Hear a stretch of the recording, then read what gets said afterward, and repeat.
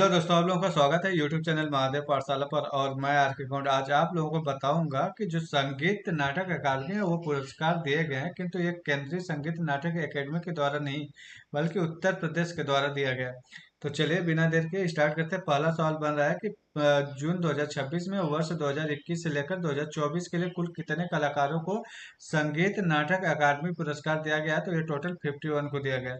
आप लोग धैर्य बना के रखिएगा, मैं आप लोगों को बारी बारी से सब चीजें इसको समझा दूंगा। इससे आने वाले जो क्वेश्चन है वो कहीं पर भी नहीं जाने वाले हैं, ठीक है। याद रखिएगा, आपसे जो पहला सवाल बन सकता है कि ये टोटल कितने सालों के लिए दिया गया है। तो ये टोटल 4 सालों के लिए दिया गया है, 2021, 2022, 2023, 2024, 4 सालों का दिया गया है, ठीक है।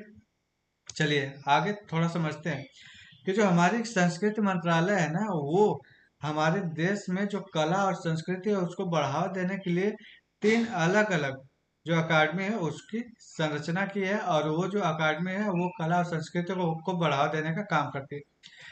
पहले नंबर पे आते हैं कि ललित कला अकादमी। ललित कला अकादमी ये अकादमी वो अकादमी होती है जो दृश्य कला यानी कि जो विजुअल आर्ट्स होते हैं, जैसे चित्रकला हो गया, मूर्ति कला हो गया, और जो ग्राफिक्स हो गया या फिर जो आपका फोटोग्राफी हो गया, उसको बढ़ावा देने के लिए ललित कला अकादमी आती है। सेकंड नंबर पे आते हैं कि संगीत नाटक अकादमी जी, यानी कि जो परफॉर्मिंग एक्ट्स होते हैं। परफॉर्मिंग एक्ट्स का मतलब जैसे जो रंगमंच की चीजें हो गई, या संगीत हो गया, या नाटक हो गया, या फिर कोई डांस हो गया, इन सबको बढ़ावा देने के लिए संगीत नाटक अकादमी आती है। लेकिन याद रखें कि हमारी जो भाषाएं होती है वो सब चीजें किस में आती है। हमारी जो भाषाएं हो गई, हमारी जो किताबें हो गई, हमारी जो ग्रंथ हो गए, ये सब चीजें आती है हमारे साहित्य अकादमी के अंतर्गत आती है। और ये साहित्य अकादमी का ये फर्ज बनता है कि इस चीज को वो बढ़ावा दे। तो इसके लिए हमारी साहित्य अकादमी यानी कि टोटल 3 एकेडमी है जो मिनिस्ट्री ऑफ कल्चर के अंतर्गत आती है। और ये तीनों स्वायत्त संस्थाएं अपने आप में काम कर रही होती है। तो आज हम लोग बात करने वाले हैं कि संगीत नाटक एकेडमी के बारे में। तो संगीत नाटक अकादमी जो है वो एक सेंट्रल होती है, एंड राज्यों के पास अपनी खुद की भी एक एकेडमी होती है, संगीत नाटक एकेडमी, जिसमें से कि उत्तर प्रदेश की आज हम लोग बात करने वाले हैं। उत्तर प्रदेश में अगर हम बात करते हैं तो ये जो समारोह हुआ था वो लखनऊ के लोक भवन में हुआ था, और आयोजक के तौर पर उत्तर प्रदेश संगीत नाटक एकेडमी थी। और मुख्य अतिथि के तौर पर अगर देखा जाए तो उत्तर प्रदेश के जो उप मुख्यमंत्री ब्रजेश पाठक जी थे, उन्होंने पुरस्कार वितरित किया है। और इस अवसर पर जो हमारे संस्कृति मंत्री जयवीर सिंह थे वो भी उपस्थित थे। ये टोटल 4 सालों के लिए पुरस्कार वितरण किया गया, और टोटल 51 लोगों को ये पुरस्कार दिया जाएगा। और ये जो पुरस्कार है, इस पुरस्कार को भी 3 श्रेणियों में बांटा गया है। 3 श्रेणियों में एक जो है वो अकादमी पुरस्कार दिया जाएगा, दूसरा जो है वो सफदर हाशमी पुरस्कार, और तीसरा जो B.M. शाह पुरस्कार है वो दी जाएगी। सफदर हाशमी जो पुरस्कार है, यह पुरस्कार विशेष रूप से रंगमंच और नाट्य निर्देशन के विशेष योगदान के लिए दिया जाता है। इसमें अगर देखा जाए तो 2021 के लिए मनोज कुमार मिश्रा को दिया गया। और ये किस क्षेत्र के लिए, तो ये रंगमंच के लिए दिया गया है। ये कहाँ से संबंधित है, रीवा से। और 2022 में राजेश सिंह को दिया गया है, यह भी रंगमंच के लिए। अजय कुमार को भी दिया गया है रंगमंच के लिए, और शुभदीप राहा को दिया गया है ये रंगमंच, जो कि लखनऊ से ही क्या है, संबंधित है। अगर हम देखते हैं कि B.M. शाह पुरस्कार, और ये भी रंगमंच के वरिष्ठ जो कलाकार होते हैं उनको ये चीजें दी जाती है। तो जो 2021 के लिए अगर देखा जाए तो सतीश आनंद को दिया गया है, ये भी रंगमंच के लिए। कमल जैन को 2022 के लिए, 2023 के लिए रविशंकर खरे को, और 2024 के लिए संजय मेहता को दिया गया है। जो एकेडमी अवार्ड है जो कि उत्तर प्रदेश संगीत नाटक एकेडमी द्वारा दिया गया है, उसमें अगर 2021 में देखा जाए तो प्रभुदयाल जवाहरलाल माला होम्बल, ये 2021 के लिए दिया गया है। ये चीजें याद रखिएगा कि जो नक्कारा वादन है, प्रभुदयाल को किस चीज के लिए मिला है, नक्कारा वादन के लिए मिला है। नक्का आप कहेंगे कि नक्कारा वादन क्या है, तो नक्कारा वादन शहनाई जो होती है ना, शहनाई के साथ में एक बजाई जाने वाली जो वाद्य यंत्र होती है। उसके बाद 2022 में जो पंडित अनुज मिश्रा है, इनको कथक के लिए दिया गया है, कथक नृत्य के लिए दिया गया है। और डॉक्टर आकांक्षा श्रीवास्तव और डॉक्टर रमाशंकर मिश्र, इन दोनों लोगों को किसके लिए दिया गया है, एक को शास्त्रीय गायन के लिए और दूसरे को कथक नृत्य के लिए दिया गया है। एंड 2024 में 6 लोगों को दिया गया है। रामाश्र मुक्ता, पंडित मंगला, प्रोफेसर राजेश साहू, पंडित रितेश मिश्र एवं पंडित रजनीश मिश्र। इसमें पंडित मंगला प्रसाद जो है, इनको याद रखिएगा, ये दुक्कड़ वादन के लिए, क्योंकि ये ज्यादा पूछे जाने की संभावना है। रामस्थ पांडे जो है, ये लोक गाथा जो अल्लाह गायन होता है उसके लिए इनको याद रखिएगा। ठीक है, चलिए पुरस्कार के रूप में, अगर आप पुरस्कार आपको मिल जाता है तो आपको कुछ खास गिफ्ट भी दिए जाते हैं। उस खास गिफ्ट में जो भौतिक वस्तुएं आपको दी जाती है उसमें आपको क्या क्या दिया जाएगा। तो जो संगीत नाटक एकेडमी होती है, एक विशेष जो स्मृति चिन्ह होती है, जो स्मृति चिन्ह होती है वो आपको दी जाती है ललित कला, ये संगीत कला एकेडमी की तरफ से।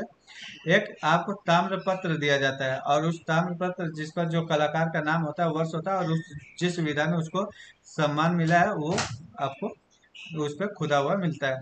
एक प्रशस्ति पत्र दिया जाता है, यानी कि ये एक साइटेशन दिया जाता है, और ये जो साइटेशन होता है वो औपचारिक तौर पर कलाकार के जीवन और कला क्षेत्र जो होता है उसके अद्वितीय जो योगदान होता है उसका पूरा विवरण उसमें लिखा होता है। और इसके साथ ही आपने देखा होगा कि एक गमछा, गमछा का मतलब जो साल होता है, वो साल आपको दिया जाता है आपके सम्मान के लिए। इसमें क्या, इसमें कोई नगद राशि भी दी जाती है, तो नगद राशि के तौर पर इसमें 10,000 रुपये दिए जाते हैं। कितने?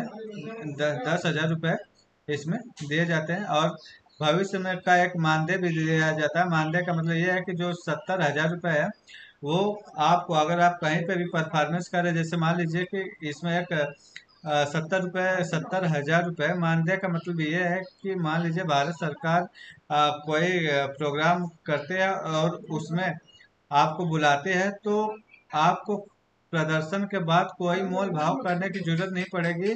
आपका 70,000 रुपये कम से कम आपको मिलना ही मिलना ही मिलना है। ठीक है, तो जो प्रमुख सम्मानित कलाकार है हम उस पर देख लेते हैं, क्योंकि ये जो कलाकार है इन लोगों के नाम आने के चांसेस है। ठीक है, 2021 में जो प्रभु दयाल हैं, प्रभु दयाल, ये मैंने आपको बताया कि नक्कारा वादन के लिए, और इनको क्या मिला है, एकेडमी पुरस्कार मिला है। पंडित मंगला प्रसाद, इनको दुक्कड़ वादन के लिए, मंगला प्रसाद को दुक्कड़ वादन के लिए, प्रभु दयाल को नक्कारा वादन के लिए, याद रखिएगा ये दोनों को एकेडमी अवार्ड मिला है। 2023 में अजय कुमार को मिला है सफदर हाशमी पुरस्कार। रविशंकर खरे को 2023 के लिए मिला है बीएम शाह पुरस्कार। शुभदीप जो रहा है उनको मिला है 2024 के लिए सफदर हाशमी पुरस्कार। एंड पंडित रितेश मिश्र एवं पंडित रजनीश मिश्र, ये दोनों भाई हैं, इन लोगों को मिला है मुख्य अकादमी पुरस्कार शास्त्रीय गायन के लिए। किसके लिए? शास्त्रीय गायन के लिए 2024 का। हम अगर बात करते हैं कि उत्तर प्रदेश जो संगीत नाटक एकेडमी है उसका इतिहास क्या रहा है, तो इसकी जो स्थापना की तिथि है वो है 13 नवंबर 1963 है। और इसका जो मुख्यालय है वो कहाँ पे है? लखनऊ में है। और प्रशासनिक अगर नियंत्रण की बात करें तो उत्तर प्रदेश सरकार का जो संस्कृति विभाग है उसके अंतर्गत ये क्या है, काम करते हैं। मैंने आपको बताया कि जो संस्कृति और कला वो सीधा संस्कृति मंत्रालय के अंतर्गत काम करते हैं। तो जो केंद्रीय संगीत नाटक एकेडमी है वो केंद्रीय जो कला ये जो मिनिस्ट्री ऑफ कल्चर है उसके अंडर में काम करते हैं। एंड जो स्टेट के है वो स्टेट के मिनिस्ट्री ऑफ कल्चर के अंडर काम करेगी। ठीक है, मूल नाम की अगर बात करेंगे तो मूल नाम इसका 1963 में था, उत्तर प्रदेश नाट्य भारती था। किंतु 2 सितंबर 1969 में इसका जो नाम है वो बदल कर करके क्या कर दिया जाता है, उत्तर प्रदेश संगीत नाटक एकेडमी कर दिया जाता है। अब एकेडमी की ना जो 4 प्रमुख इकाइयां, जिसमें से है कि अकादमी मूल विंग, ठीक, सर्वेक्षण एकांश, सांस्कृतिक दल, ये सब चीजें आपको नहीं जानी है, लेकिन ये जो चौथा वाला है ये आप जरूर याद रखिएगा। ठीक है, ये कि लखनवी कथक घराने की जो नई पीढ़ी तैयार की जाती है, मशहूर गुरु लक्ष्मी महाराज इसी केंद्र से जुड़े जाते थे। पूछा जाता है कि कथक केंद्र कहाँ पे है, कथक केंद्र कहाँ पे है, तो ये कहाँ पे है? उत्तर प्रदेश में लखनऊ में है, उत्तर प्रदेश के लखनऊ में है। चलिए कुछ जो संभावित सवाल है कि जो बन सकते हैं हमारे एग्जाम में आ सकते हैं, हम उसको देख लेते हैं कि जून 2026 में उत्तर प्रदेश संगीत नाटक एकेडमी पुरस्कार समारोह का आयोजन लखनऊ में किस स्थान पर किया गया? तो ये कहाँ पे किया गया है? ये लोक भवन में किया गया है। ठीक है, कहाँ पे किया गया? ये लोक भवन में किया गया। संगीत नाटक अकादमी परिषद में ये चीजें नहीं की गई, तो आप ये चीज कैंसिल कर दीजिए। अगला सवाल है कि वर्ष 2021, 22, 23 और 24 के लिए संयुक्त रूप से कुल कितने कलाकारों को उत्तर प्रदेश संगीत नाटक अकादमी पुरस्कार से सम्मानित किया गया है? तो टोटल कितने लोग थे? टोटल 51 लोगों को सम्मानित किया गया है। अकादमी पुरस्कार से सम्मानित कलाकारों को अब यूपी संस्कृति विभाग से प्रति प्रस्तुति कितना मानदेय मिलेगा? प्रति प्रस्तुति पर 70,000 रुपये मिलेगा। अगर कोई कलाकार है और उसे यूपी का जो संस्कृति विभाग है वो परफॉर्म करने के लिए बोलता है, एक अगर वो परफॉर्म करेगा तो उस व्यक्ति को 70,000 रुपये कम से कम वो राशि मिलेगी, और दो परफॉर्म करेगा तो 1,40,000 रुपये उसे मिलेगा। तो ये क्या है, इसके लिए अब वो इससे मोल भाव करने की जरूरत नहीं है। ठीक है। निम्नलिखित में से किसे वर्ष 2024 के लिए प्रतिष्ठित सफदर हाशमी पुरस्कार से सम्मानित किया गया है? तो ये कौन है? ये शुभदीप राहा है। कौन है ये? शुभदीप राहा जी को किया गया है। अब सूची 1 से सूची 2 का मिलान करना है। रितेश व रजनीश मिश्र हैं, तो इनका जो संबंध वो किससे है? तो इनका संबंध आपको मालूम है कि बनारसी घराना से, और ये शास्त्रीय गायन करते हैं। क्या करते हैं ये? शास्त्रीय गायन करते हैं। ठीक है। तो आप देख सकते हैं कि आपका जो ए ऑप्शन है वो क्या है, वो आपका सही है, ए का 4 होगा। ठीक है। प्रभु दयाल किससे? प्रभु दयाल आपको मालूम है कि प्रभु दयाल जो है वो नक्कारा से है। पंडित मंगला जो है, पंडित मंगला किससे है? ये दुक्कड़ वादन से। तो ये चीजें आप ध्यान रखिएगा। तो थैंक यू सो मच। अगर आपको वीडियो पसंद आया हो तो आप इसे लाइक करिए, सब्सक्राइब करिए और ज़्यादा से ज़्यादा इसे शेयर कीजिए।